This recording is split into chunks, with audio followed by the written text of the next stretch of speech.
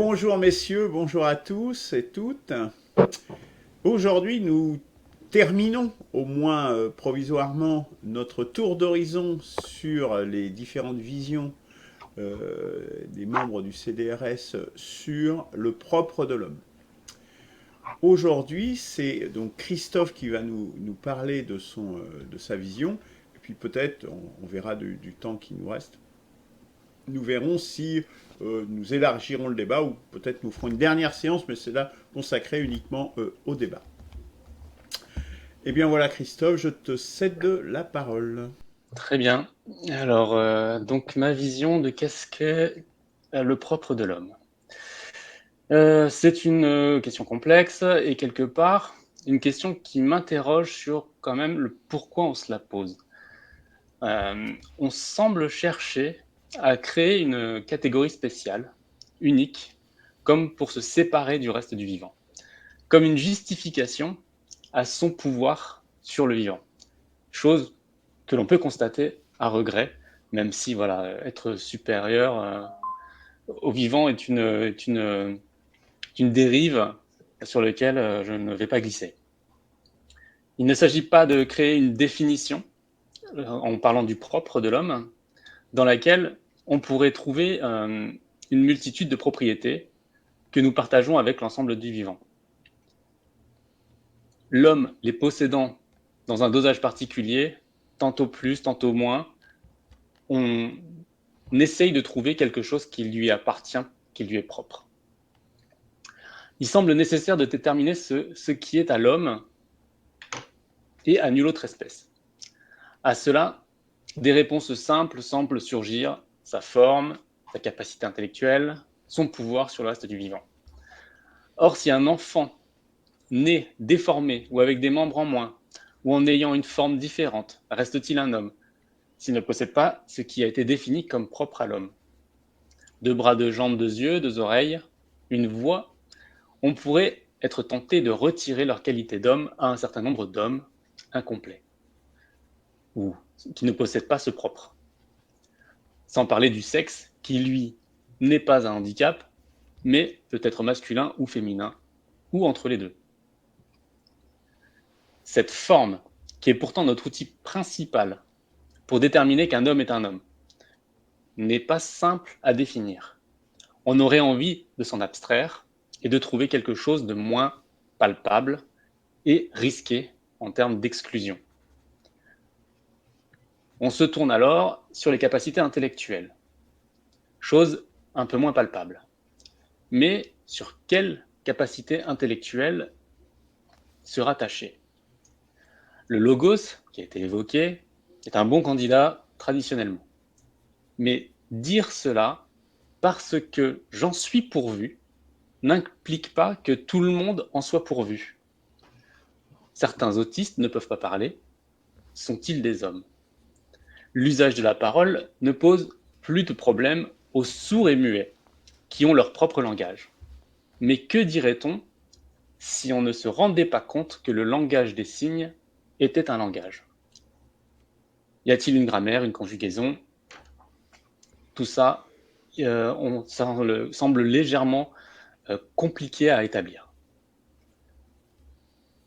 En considérant que certains langages ne nous sont pas accessibles, comment pouvons-nous exclure que d'autres espèces puissent posséder ce type de langage, qu'il soit vocal, corporel ou chimique? Le logos concerne le langage, la logique, les mots, l'abstraction. 2 dauphins peuvent parler entre eux d'un troisième dauphin en utilisant son prénom. Est-ce que l'identité n'est pas un concept abstrait? La création d'un prénom est la création d'un concept abstrait. On peut se dire alors que le logos n'est pas le propre de l'homme. Mais d'un autre côté, on pourrait aussi dire que les dauphins sont par conséquent des hommes. Ce choix est tout à fait possible et ouvrirait à une vision d'humanisme universel élargie qui ferait complètement abstraction de la forme. Sinon, sur quelle autre base sur quoi se baser pour identifier ses capacités intellectuelles? Il faut aller dans le détail des capacités, un peu comme sur la forme, le détail de chaque morceau de forme et se contenter d'un cocktail de possibles où il peut parfois y avoir des variations sur l'intensité et la présence d'un ensemble de caractéristiques relatives à l'homme, ce qui revient à faire une définition d'éléments, chose que l'on avait exclue en parlant de propre de l'homme, puisque si quelque chose ne lui est pas exclusif, ça n'est pas du propre, ça n'est pas de son propre.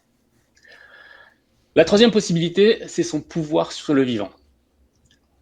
Je m'interroge si ce phénomène observable n'est pas la réelle cause de toute cette interrogation. Quand on recherche le propre de l'homme, on recherche la cause de ce pouvoir, quelque chose qui permettrait de le justifier. Mais à bien y réfléchir, un homme seul a-t-il ce pouvoir ? La question du propre de l'homme ressemble à une quête de soi. Qu'est-ce qui fait de moi un homme comme les autres ?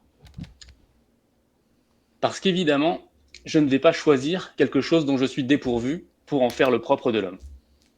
Quelque part, c'est une recherche individuelle de ce qui fait de moi et de mes semblables des hommes. On prend le risque d'exclure tous ceux qui sont différents, mais cela nous permet de rentrer dans le groupe de ceux qui ont le pouvoir sur le vivant.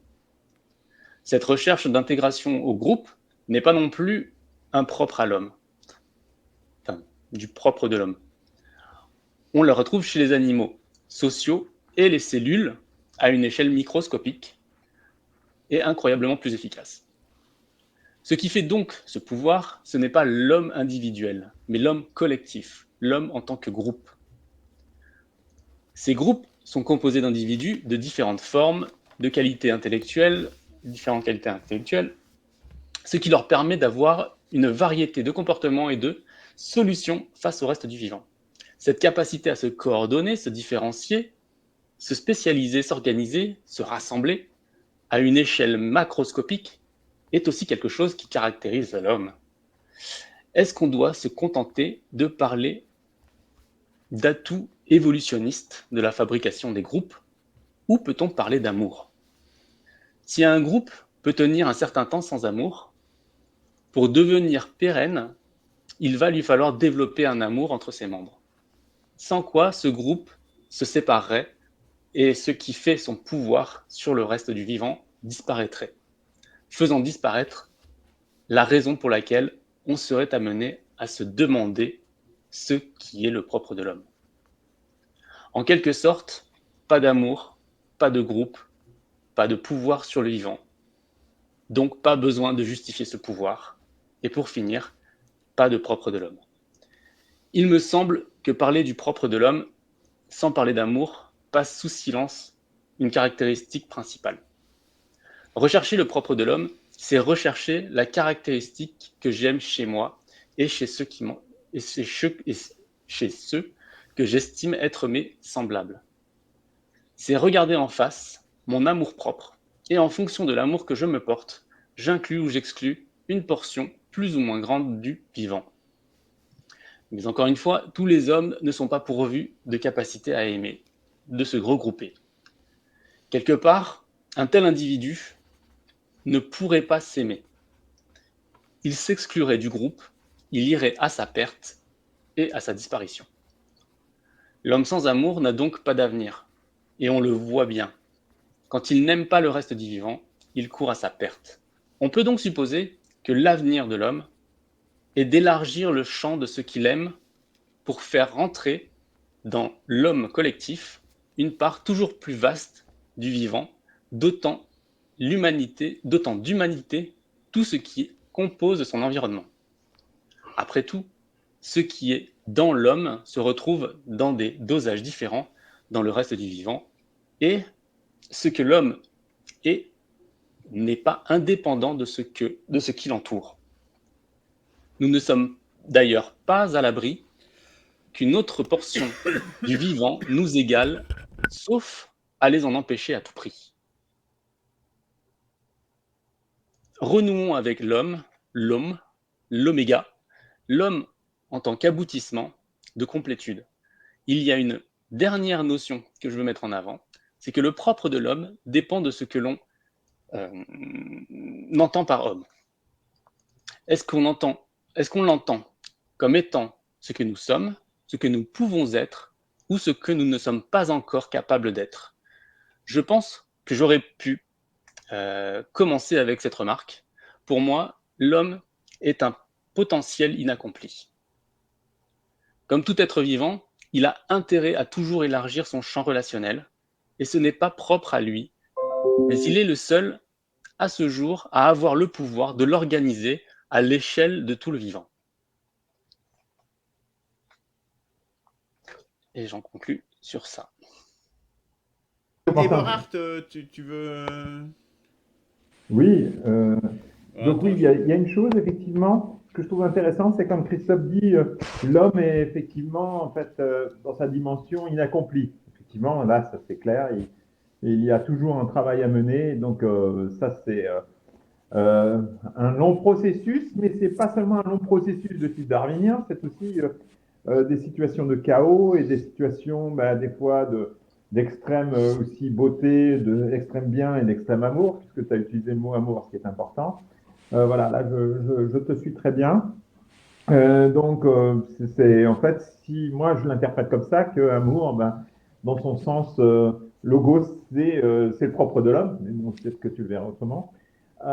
Deuxième chose, il y a une chose qui a donc s'il y a amour, mais il y a aussi haine, hein, il y a violence.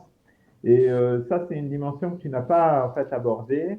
Et là, je renvoie parce que dans toute relation, même chez les animaux et autres, et donc a fortiori aussi chez les êtres humains, il n'y a pas que des beaux sentiments, et il y a aussi, comme le décrivait d'ailleurs René Girard, la gestion de la violence.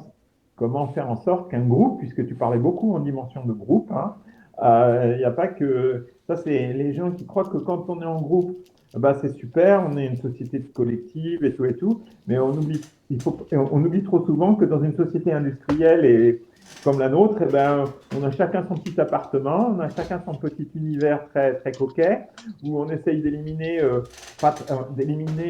si c'est possible, déjà, si, ça serait déjà très bien que les gens divorcent moins, mais c'est juste pour montrer tous les problèmes de violence qu'il y a. Mais on n'est pas, comme dans les hommes des cavernes, une vingtaine d'individus les uns sur les autres. Et donc, on a le luxe d'éviter les violences parce qu'on a ce confort matériel. Voilà. Donc, ça, c'est une dimension qu'il ne faut pas oublier.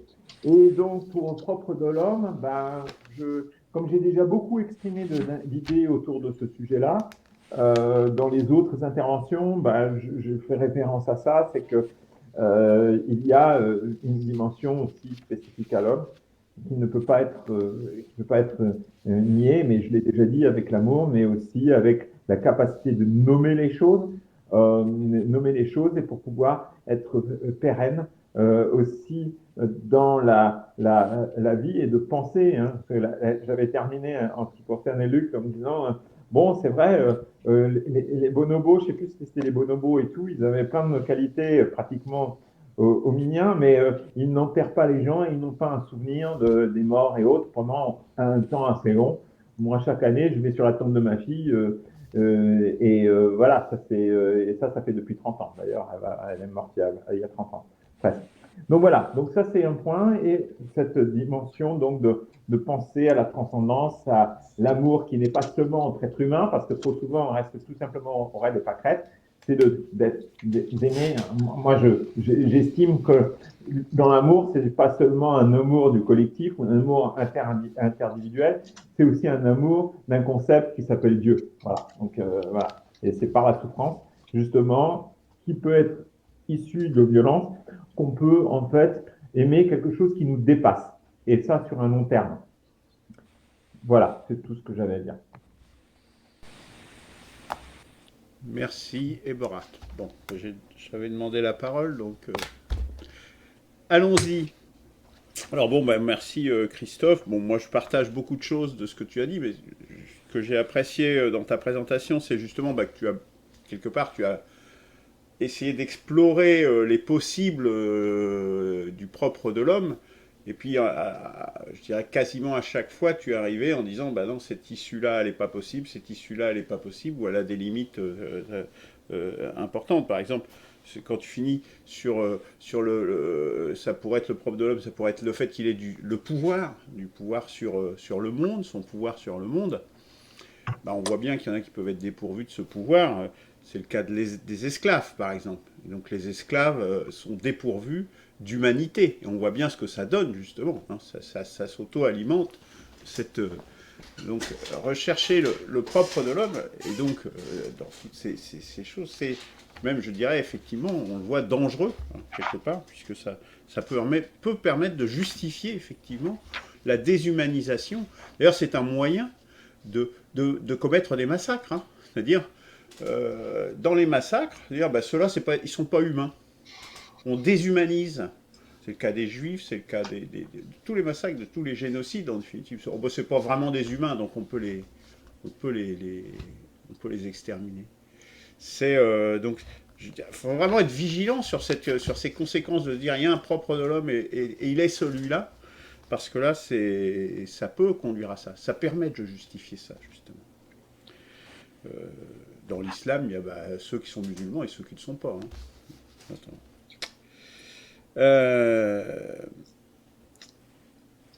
Tu as parlé après de la communication, effectivement, parce que là, il y a la constitution de groupe.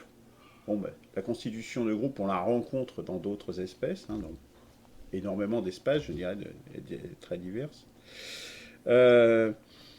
Moi, j'avais souligné le fait que la seule espèce qui permet des communications et de la transmission culturelle intergroupe, justement, c'est l'homme. Là, pour le coup, mais pareil, c'est plus une différence de nouveau de degré que de nature, c'est-à-dire de propre. C'est-à-dire la communication, elle existe. L'homme, il va plus loin parce que même des groupes éloignés, hein, ils peuvent malgré tout communiquer des choses et donc se transmettre des données culturelles, je dirais. Donc ça, c'est vraiment... Par contre, ce que font pas, enfin, il n'y a pas à notre connaissance, en tout cas, il n'y a pas d'espèce qui sache faire ça. Enfin là, on est déjà... C'est comme dans le langage, c'est-à-dire dans le langage, on a des trucs sophistiqués dans notre langage qui n'existent pas dans les langages animaux. Mais voilà, de nouveau, c'est une différence de degré, pas une différence de propriété. Alors après, tu insistes sur... tu en viens à un propre de l'homme, quelque part, même si tu ne dis pas tout à fait comme ça, hein, qui serait l'amour, la nécessité de l'amour pour faire tenir le groupe ensemble. La nécessité de l'amour et, comme l'a bien spécifié Borart, aussi de la nécessité de canaliser la violence, hein, qui est aussi une chose importante. Hein. Enfin, ça renvoie aux émissions qu'on a fait sur René Girard. Hein. Cette notion d'amour, voilà de nouveau, moi je dirais, c'est pas le propre d'homme. Des groupes existent et il faut bien qu'ils tiennent entre eux, donc il y a bien des formes d'amour. Il y a les cas extrêmes, c'est les bonobos, quelque part, mais il y a plein d'autres groupes pour qu'ils tiennent entre eux.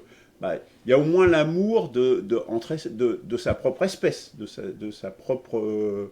ses frères d'espèce, je dirais. Quoi. Ça, il y a à minima cela. Et puis il y a ceux qui sont dépourvus d'amour, hein, qui confinent fatalement au nihilisme.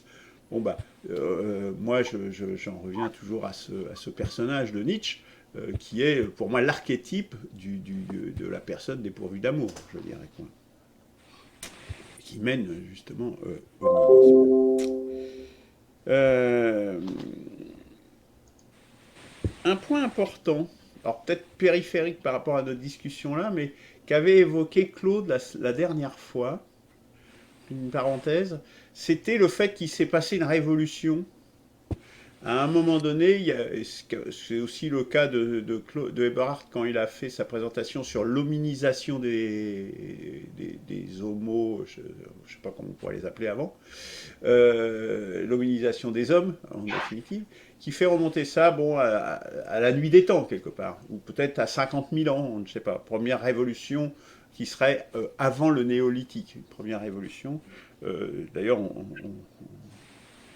notamment, on a trouvé des traces d'irrigation qui datent de 50 000 ans, réalisées par les arborigènes en Afrique, en Australie, pardon.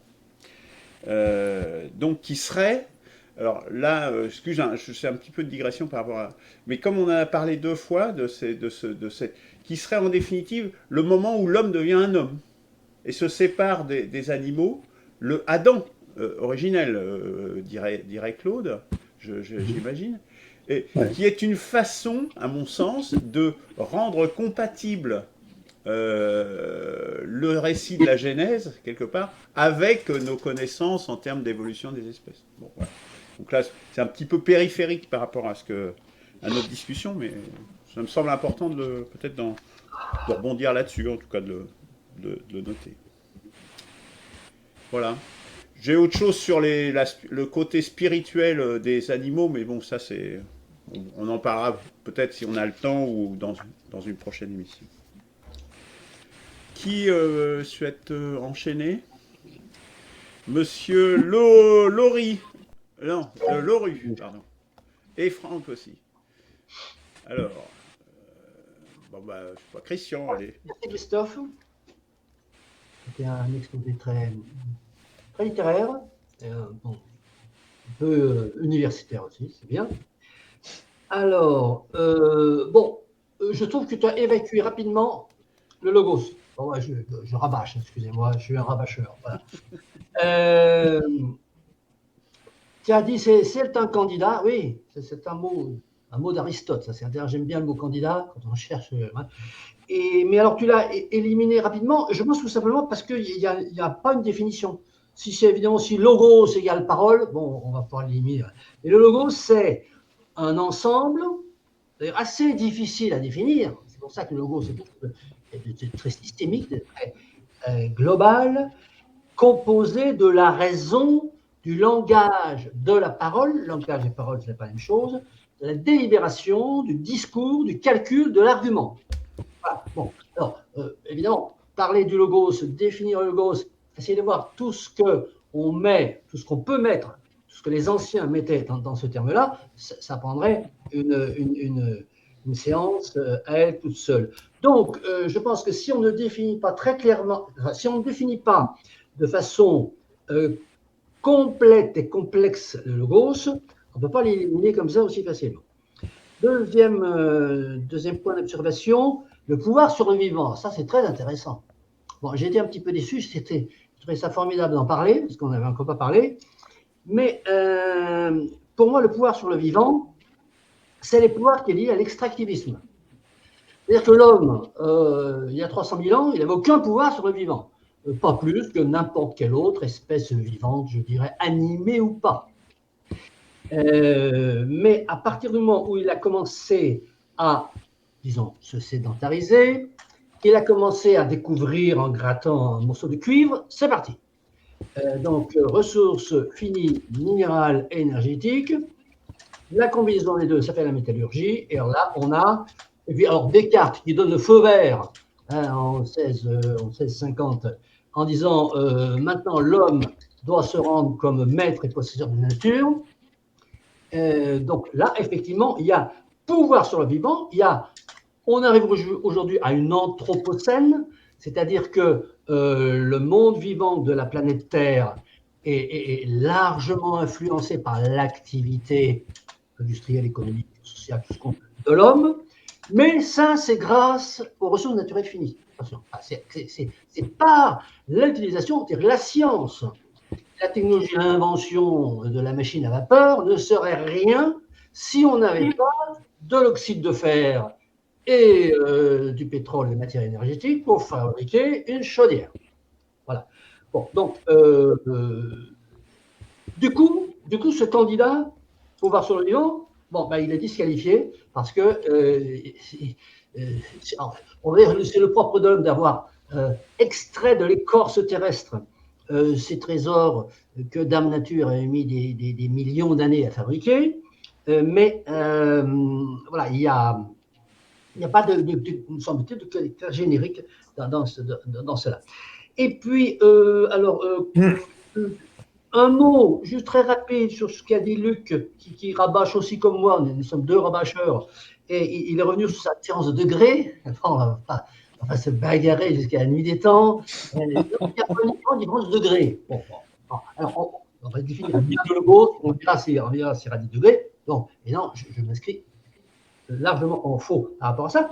Et puis, je terminerai sur une question oubliée, mais qui a été d'un coup abordée c'est cette question du propre de l'homme à partir de quand? De quel homme on parle? Et là, j'ai été très content d'entendre l'hominisation.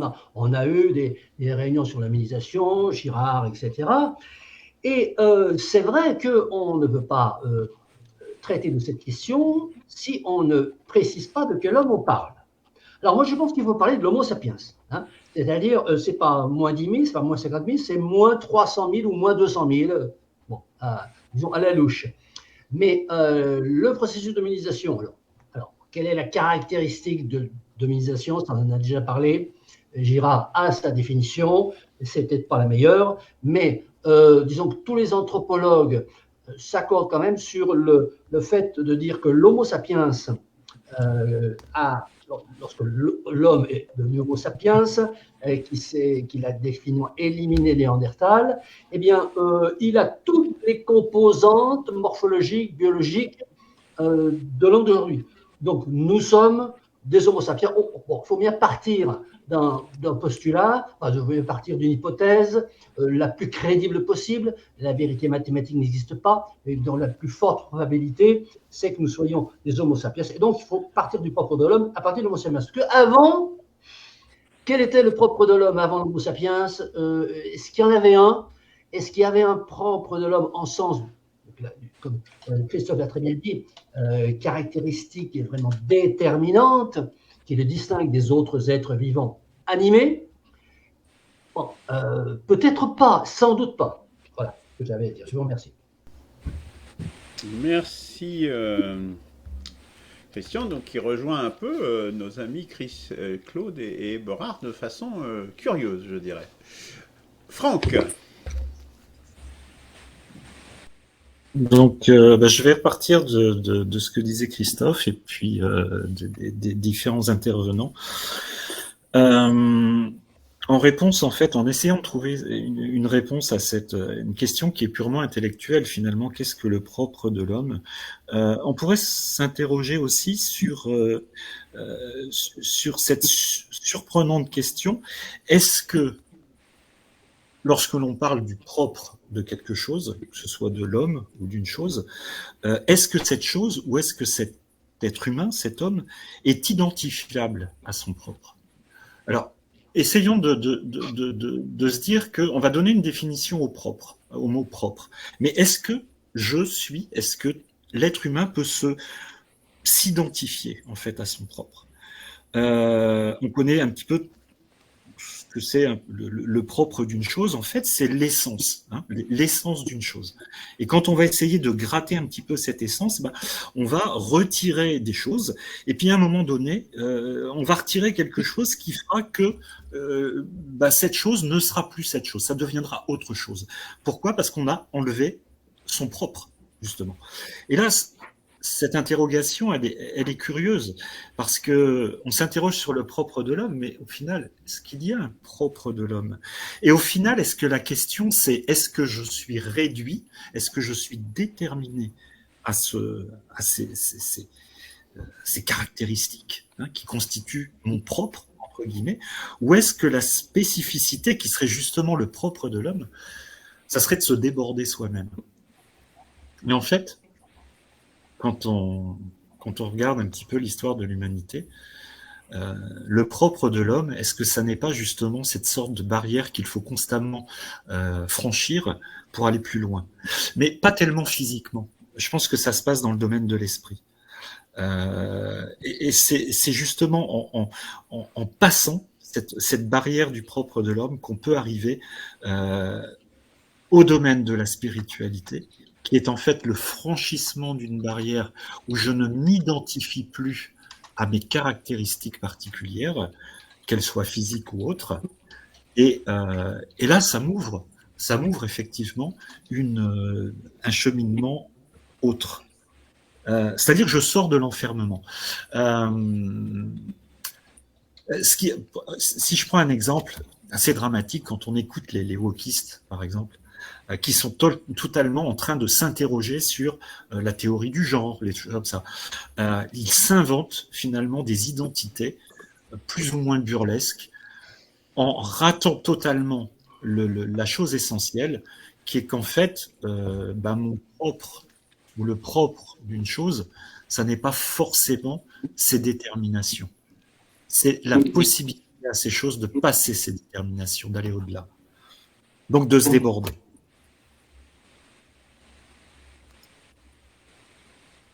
Voilà. Merci. En fait, c'est une Ah, aventure. C'est une aventure.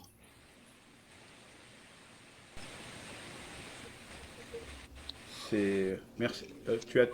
Du coup, tu as terminé, Franck? Oui, bah alors merci beaucoup parce que tu nous ouvres un horizon là, effectivement, un débouché quelque part. Donc débordement du propre de l'homme. J'ai pas réussi à noter. Parce que du coup, ouais. Ah oui, sans chercher, hein, j'essaye de reformuler pour voir si j'ai bien compris ce que tu dis, Franck. Donc, c'est plus faut pas chercher justement à décomposer, mais c'est l'ensemble qui fait que nous sommes un homme. Hein, si je le dis avec mes mots, enfin, Voilà, c'est ça. voilà. Et voilà. Et avec la capacité finalement, alors la capacité où ça reste au niveau de l'interrogation, à se déborder soi-même, c'est-à-dire aller au-delà de nos déterminations, qu'elles soient physiques ou autres, pour évoluer, enfin pour avancer, oui, pour avancer.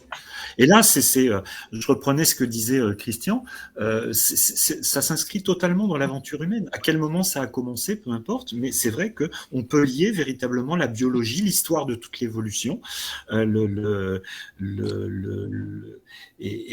ce propre justement, à un moment donné, va percer, va pointer le bout de son nez, mais le but de cette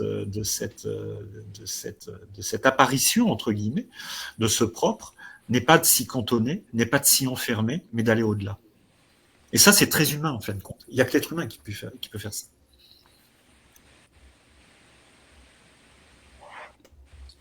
Au risque d'être totalement incorrect, hein, de toute façon. Incorrect, c'est-à-dire Irrévérencieux.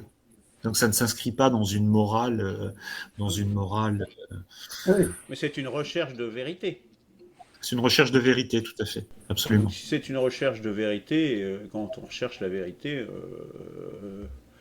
la morale, ok.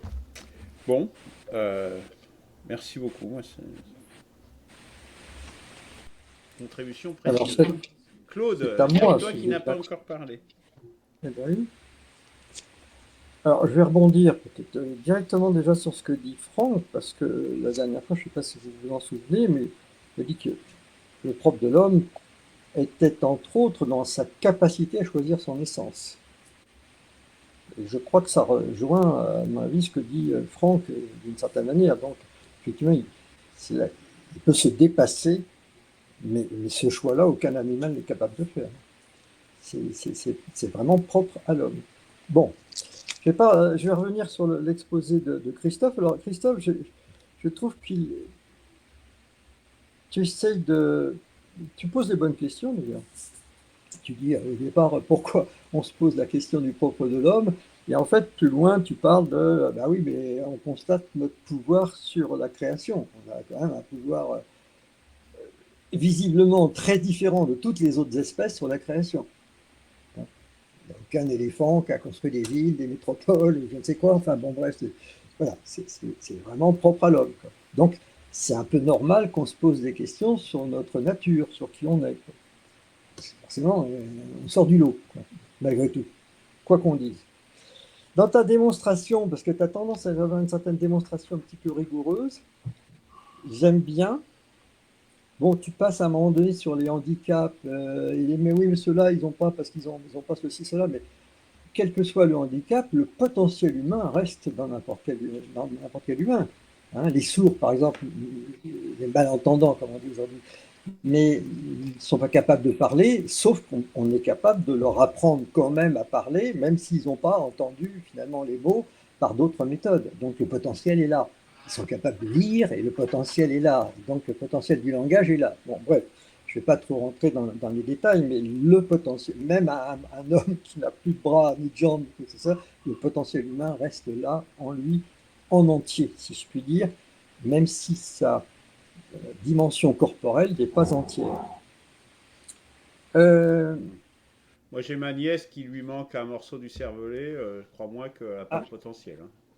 oui. Et elle a 20 et quelques années, hein. Oui, mais Excuse-moi, ça hein, fait de cet partie. incise, mais Oui, parce que oui, bon, comme ça me touche enfin, de près, oui, ah je oui. ne peux pas le laisser passer, quoi. Oui, mais il y a une dégénérescence de l'humain qui est peut-être due aussi à lui-même. C'est ça, de l'espèce. Parce Elle est qu'il née ne comme faut ça. pas résoudre. Moi, Elle je est née crois comme ça. que. Oui, mais là où. Ben oui, mais on est aussi comme ça, parce que la tare, elle, elle passe dans l'espèce. Mais là où c'était intéressant, d'ailleurs, ce que tu dis, Christophe, c'est quand tu es passé à l'homme collectif. Je crois vraiment aussi que c'est dans cette dimension-là que ça se situe. C'est l'espèce dans son ensemble. C'est quand Dieu, par exemple, s'adresse au frère Michel dans la révélation d'Arès, mais il ne s'adresse pas au frère Michel en tant que tel, il s'adresse à tout homme à travers lui. Absolument, c'est un seul homme, quoi. C'est une seule humanité qui est derrière, avec toutes ses variantes, toutes ses différences, toutes ses tares, toutes ses difficultés, qui a fait ce qu'elle a fait d'elle-même, en réalité. Et alors, j'ai pas compris comment tout d'un coup tu passes à l'amour. J'ai bien aimé. Dans le raisonnement, moi, je sais pas, il y a une sorte de saut qualitatif là, qui s'est fait.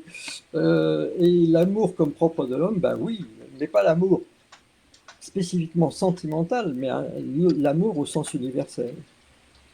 Et tu finis par l'homme est un potentiel inaccompli, ben, je dirais oui, d'accord, je vais rebondir là-dessus, mais il a été accompli à une époque, il a choisi une direction qui l'a rétrogradé, je dirais, dans le domaine animal. Et aujourd'hui, la question, c'est qu'il se recrée lui-même dans le dessin initial pour lequel il était fait. C'est comme ça que je vois les choses.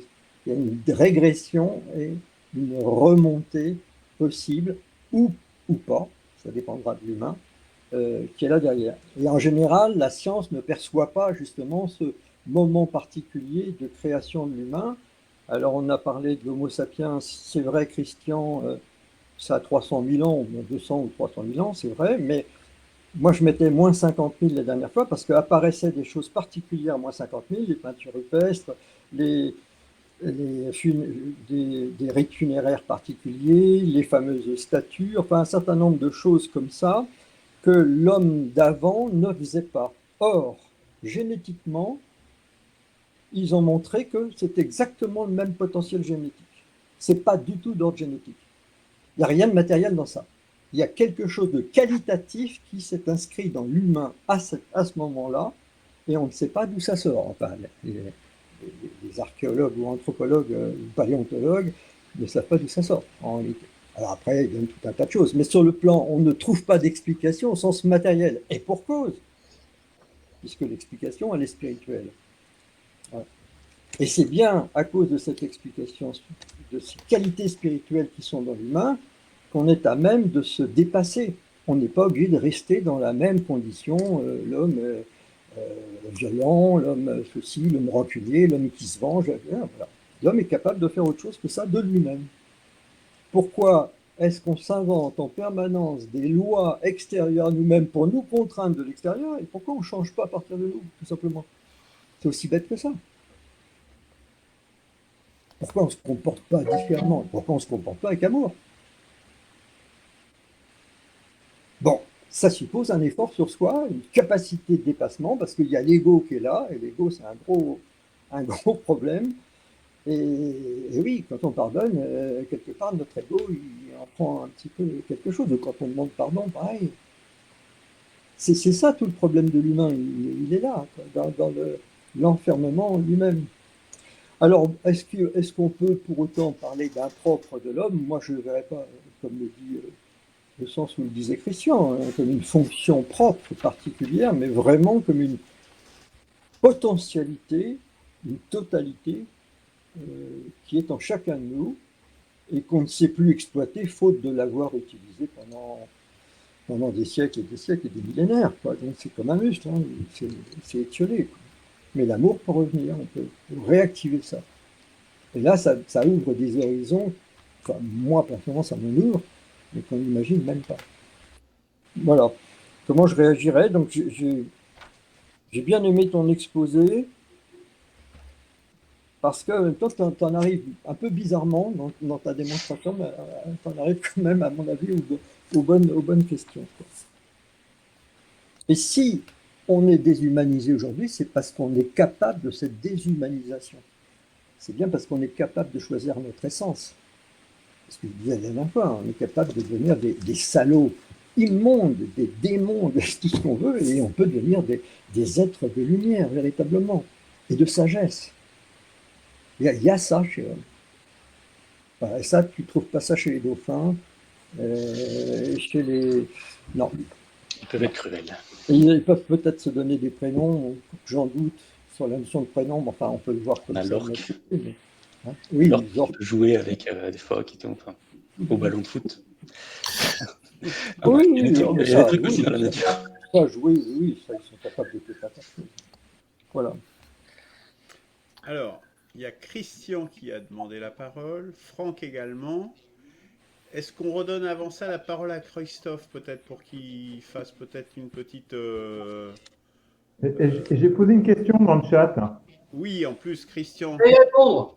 Eberhardt a posé une question dans le chat qui est: est-ce que les singes se posent la question du propre de Je ne leur pense espèce? pas. Hein, Du propre du singe? Non, oui, bah Du oui. propre de leur... Bah oui, du propre de... J'allais y répondre. D'accord. vas-y, moi je conclurai alors. Oui, moi j'avais juste 3 points rapides par rapport à la question d'Eberhard. Est-ce que les singes, mais il faut leur demander. Hein. Demande-leur. Peut-être que oui. Bon, voilà. Ensuite, je voulais revenir sur cette histoire de supérieur. Je pense qu'à chaque fois, il y a eu des confusions sur cette histoire de supériorité. Je dirais une chose très simple. Ce n'est pas parce que, éventuellement, on va conclure de l'analyse ou de l'identification d'un propre de l'homme, on va en conclure que l'homme est supérieur aux autres espèces vivantes parce qu'il cumule un certain nombre de qualités qui vont lui permettre de faire des choses extrêmement complexes et sophistiquées. Ce n'est pas parce que on va conclure éventuellement qu'il est supérieur. Alors là, il y a un premier débat. Par exemple, peut-être que Luc va dire non, il n'est pas supérieur. Bon, moi je dis qu'il est supérieur. Bon, voilà. Mais ça ne veut pas dire pour cela que ça lui donne un certain droit sur le reste du monde vivant qui, lui, a été défini comme étant inférieur. Et se pose donc toute la question de l'écologie.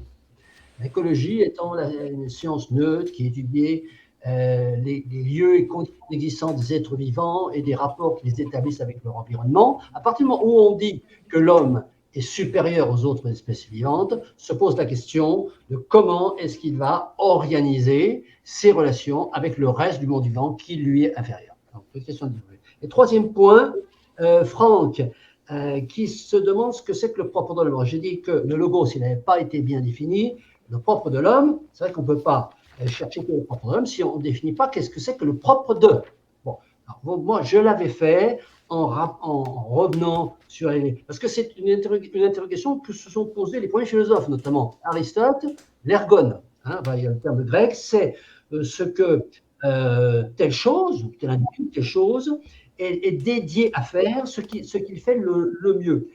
Bon, bref. Mais si on définit le propre de l'homme,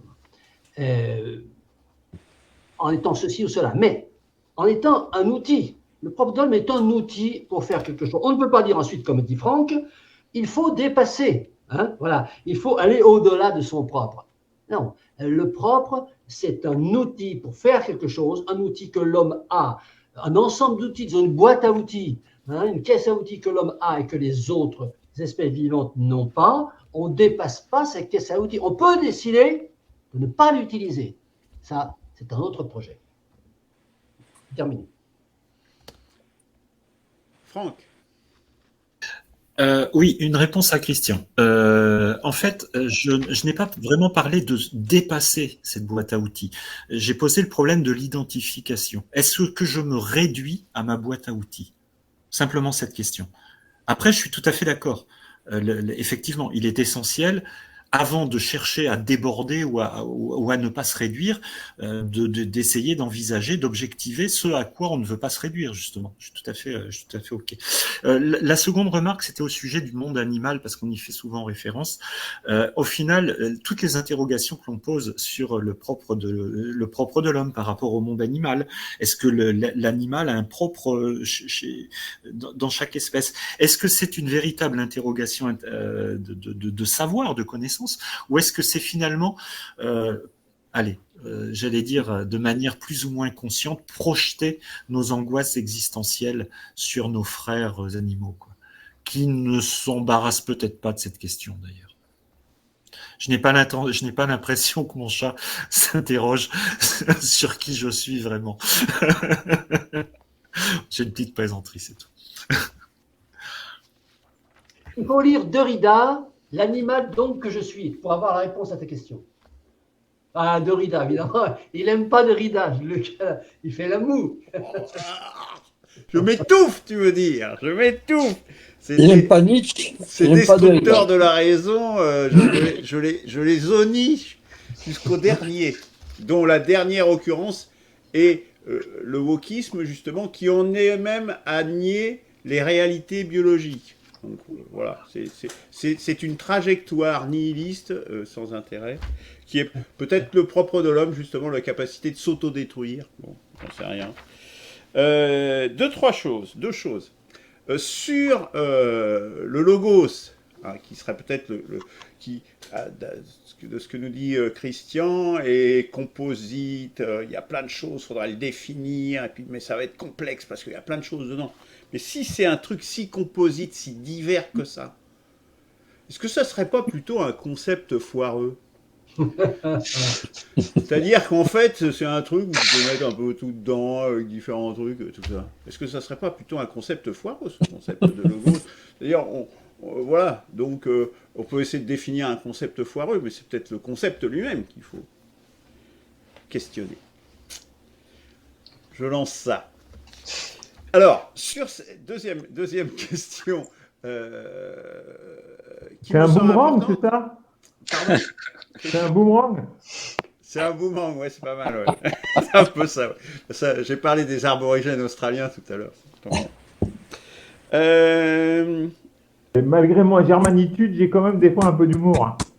Oh, mon pauvre petit, mais on t'aime, Eberhard, t'inquiète pas. L'amour est parmi nous. Enfin, c'est de l'humour germain quand même. Hein. Ah oui, bah oui. Tant qu'il n'est pas vandale, c'est l'essentiel. Oui, alors, il me semble important, on est à 49 minutes, donc Christophe pourra conclure après.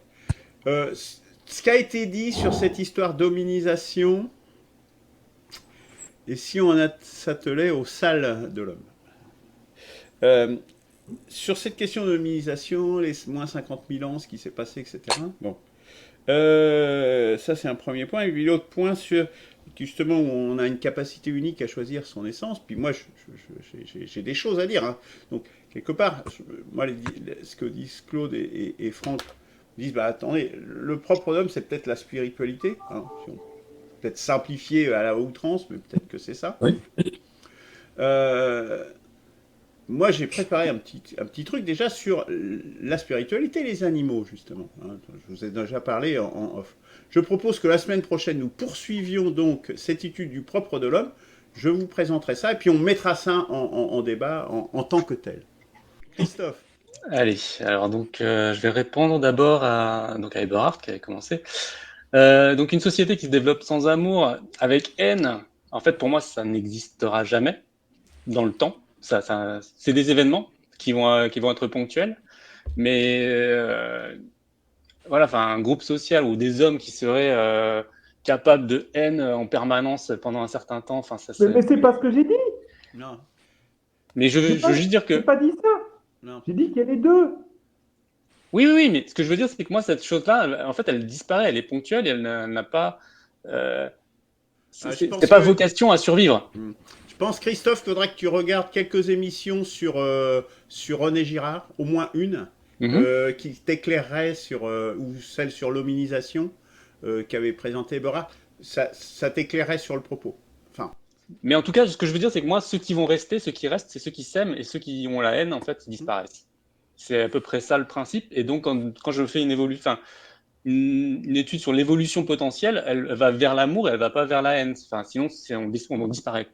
Donc, ceux qui vont rester, c'est ceux qui s'aiment le plus. Et par conséquent, c'est quelque chose qui va être, à mon avis, quelque chose qui s'étend plutôt que l'inverse. Mais ça, c'est une question différente, quoi. mais en fait, c'est exactement ça, Christophe. Hein. C'est-à-dire que la seule chose que va dire René Girard, c'est qu'en fait, il y a des compétitions entre les hommes qui sont inhérentes pour s'approprier les ressources. Et donc, il y a forcément une compétition donc, de la violence potentielle, si tu veux. Les groupes qui vont survivre, c'est ceux qui vont réussir à canaliser cette violence, qui va donc empêcher de s'exprimer, et pour la muer en amour, effectivement. Voilà. Donc en fait, vous dites un peu la même chose, mais voilà, la dimension violente, parce qu'il y a des moments de crise, que dit Girard, c'est qu'il y a des moments de crise où les ressources sont rares, etc. Et voilà, et donc ces moments-là, il faut bien les gérer. Voilà. Et ils arrivent. Ouais, mais ok. Mais en fait, vous dites un peu la même chose, mais... Après, on parlait des tombes. Je pense que les éléphants, ils ont ce truc aussi. Je voulais juste lui dire ça. Il me semble que les éléphants, ils font très attention aussi à ces endroits, là où sont morts d'autres éléphants. Et ils ont cette notion dans la mémoire, puisqu'ils ont une grande mémoire.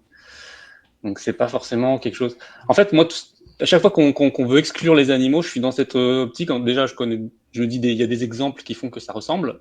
Et surtout, je dis, mais qu'est-ce qui nous donne le droit, tu vois, ce droit-là de dire, ben non, eux, ils l'ont pas. Est-ce que parce qu'on n'est pas capable de le constater, alors on est en droit de leur dire, non, mais en fait, vous l'avez pas. Et moi, ce truc-là me gêne, parce qu'en fait, on peut pas juger comme ça d'un truc qu'on n'est pas capable de comprendre. C'est plutôt ça, moi, mon optique. Et j'ai plutôt tendance à me dire que justement, la démarche qu'on a, c'est plutôt de dire, ok, en fait, l'humanité, ça va être quelque chose de plus grand que ce qu'on croit. C'est pour ça que je disais à un moment donné, peut-être qu'il faut qu'on mette les dauphins dans l'humanité, parce que en fait, ce qu'on pense qu'ils n'ont pas, en fait, si on leur donne, peut-être qu'on va le trouver en se disant, en fait, ils l'ont. Il suffit de le chercher, peut-être. Si on le cherche pas, de toute façon, on va pas le trouver. Donc toute cette démarche avec la séparation entre nous et les animaux, ça me pose ce problème. Et j'ai le même problème pour le logos, parce que du coup, je peux pas dire que les animaux ne l'ont pas, étant donné que comment je constate que quelqu'un l'a. Aujourd'hui, j'ai pas cet outil qui me permet de dire tiens, là il y a le logos, si ce n'est peut-être, je sais pas, des flashs, des trucs d'intuitifs, mais j'ai pas ça, quoi. Ensuite, le pouvoir survivant. Quand on parlait d'hominisation, il y a 300 000 ans, en fait, il est certain que le pouvoir survivant n'y était pas. Et il est probable, très probable, que la question du propre de l'homme n'existait pas non plus, puisque déjà l'homme n'existait pas en tant que concept, mais en plus, je ne pense pas qu'il se posait la question du propre de l'homme. Peut-être le propre de moi dans l'univers, ou le propre de ma famille dans l'univers existait, mais le propre de l'homme, je ne pense pas que ce soit un concept qui avait un sens à cette époque-là. Et ce sens-là, pour moi, il apparaît quand on commence à apercevoir justement qu'on communique avec tout le monde, qu'on est à peu près tous semblables, quand l'émergence de l'homme apparaît, et qu'on est capable de constater, la seule preuve qu'on a, c'est son pouvoir sur les choses. Et c'est ce truc-là qui fait que, tiens, on se dit, mais pourquoi nous, on a ça et que les autres, ils ne l'ont pas? Et c'est pour ça que moi, je pense que cette question, elle est propre au fait qu'on ait du pouvoir, et que le poser à des époques qui n'avaient pas ce constat-là, c'est pas... Comment dire ça? C'est anachronique, quoi. Ensuite... Pour Franck, passer la barrière, oui, tout à fait, la barrière du propre de l'homme, j'en parle, puisque comme je dis, en fait, il faut faire rentrer dans l'humanité des choses qui aujourd'hui ne sont pas dans la définition de ce qu'on pense être l'humanité. Faire des hommes des choses qui ne sont pas encore des hommes, oui, c'est rentrer, donc c'est faire rentrer des choses qui aujourd'hui n'existent pas encore dans l'homme. Et ça, moi, je pense souvent, donc, se dépasser, faire des choses qui ne sont pas attendues, qui ne sont pas dans la définition, c'est sûrement ça, en fait, le propre de l'homme, et je suis assez d'accord, mais je fais rentrer aussi des choses qui existent déjà, mais qu'on exclut, en me disant, il y a probablement des choses à faire dans cet endroit-là, quoi. Ensuite, le passage à l'amour, là, pour Claude, en fait, moi, ce que je disais au début, là, c'est moi, je passe à l'amour automatiquement en me disant, de toute façon, sinon, il n'y a pas de groupe. Parce que le groupe meurt s'il n'y a pas d'amour. Donc, c'est la condition sine qua non au groupe. L'homme collectif n'existe pas sans amour. L'homme disparaît sans amour même. Et voilà, c'est pour ça qu'il y a cette... Je vais peut-être aller vite, mais en tout cas, pour moi, il y a une condition sine qua non à se dire, il y a l'homme, et s'il n'y a pas d'amour, de toute façon, il n'y a pas d'homme. Ça, c'est une certitude, mais il n'y a rien, en fait, s'il n'y a pas d'amour, de toute façon. Mais ça peut être ponctuel, mais ça va disparaître, quoi, voilà. Sinon, j'ai répondu à tout, voilà. Je n'avais rien d'autre à dire. Merci beaucoup, Christophe. Merci encore pour ton exposé, que moi j'ai beaucoup apprécié, et qui nous ouvre encore sur une discussion la semaine prochaine. Après cela, nous évoquerons très prochainement Spengler. Ce sera une présentation que nous fera Eberhard.